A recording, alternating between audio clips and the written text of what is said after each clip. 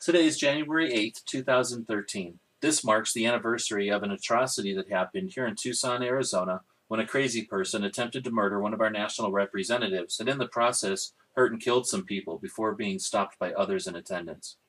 This obviously creates much tension and emotion in our community, and not wanting to miss an opportunity to exploit that situation, one of our local representatives decided to stage an event that has been strategically termed a gun buyback. So this morning, I joined many others to witness what happened. Of course, I brought my camera to record the event. Now, this was Tucson's first gun buyback, and everything seemed to go real smoothly. There were about 20 to 50 people at a time in line to drop off firearms, and maybe a few dozen more people showed up willing to buy firearms. I counted at least a dozen reporters and people with cameras and camera crews as well. Now, someone else counted 114 uniformed officers. They also had the police department's mobile command center there, patrol officers on bicycles and motorcycles, of course, police cars, and then there were the big moving truck with the big blue bin in the back where they were going to put the firearms. The whole time, the bomb dogs were monitoring the parked cars, and while everyone was under surveillance, no one was really hassled in any way.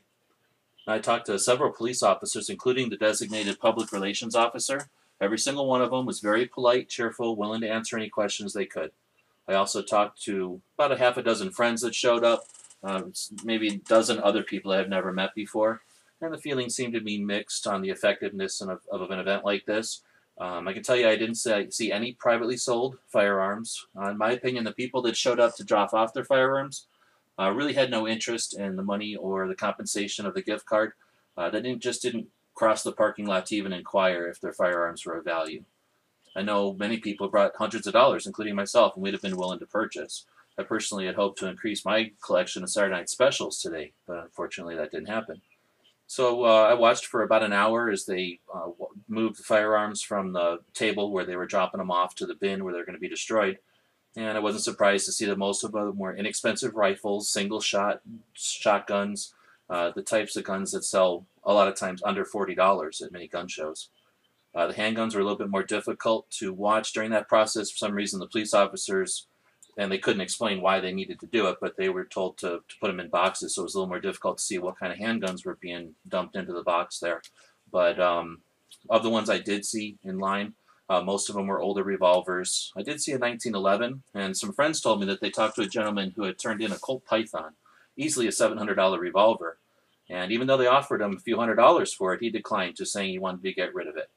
Now, I asked the officers what happened to all the guns that were turned in, and they told me that if any of them were stolen or used in a crime, they were going to be held as evidence, but all the others would just be thrown in that bin, and they were going to be destroyed this afternoon.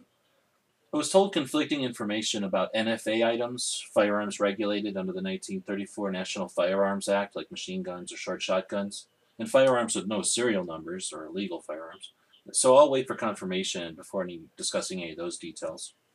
I'm not really sure what people who support events like these expect as a result, or who they expect to attract, but today it seems clear that most of the participants dropping off firearms are mostly older folks, and most of the firearms collected are the types least often used in crime and least affected by any potential legislation. And I did find it interesting that a large number of the people there were reporting it. More than one of the people I talked to, including a few friends, were interviewed for various written and televised news. More than once, because of where I was standing to get a good angle for this video, I found myself standing next to reporters and camera crews and inadvertently heard a few conversations. Let's just say it's no coincidence that one crew waited for both a garbage can full of rifles and a lady in a wheelchair to be in the shot behind them as their interview was filmed. But since this video is being edited while the event is still wrapping up, we can't report any results.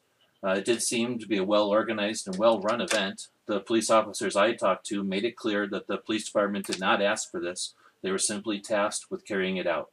So I'd like to thank the Tucson Police Department for doing a great job. It was very professional. I personally despise the exploitation of an atrocity, especially when it involves manipulating people and infringing on our rights. However, no one was forced to participate, and it seemed obvious to me that many of the people participating were happy for the opportunity. I would have much rather seen a lot of the working firearms saved from destruction, especially when groups like 4-H, Scouts, and others have excellent shooting sports and could use the equipment. And I'd be curious to know how much this event cost the city in police man-hours alone. Time will tell if that's reported. It was interesting to observe, but honestly I hope we never have to see one of these again in Tucson. or anywhere else for that matter.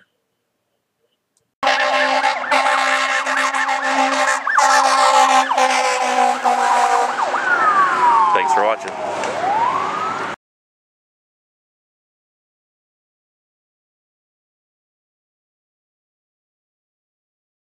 The guys and gals at GunWebsites.com encourage you to take a CCW class every year, practice at least once a month, and carry every day. Thanks for watching GunWebsites.com.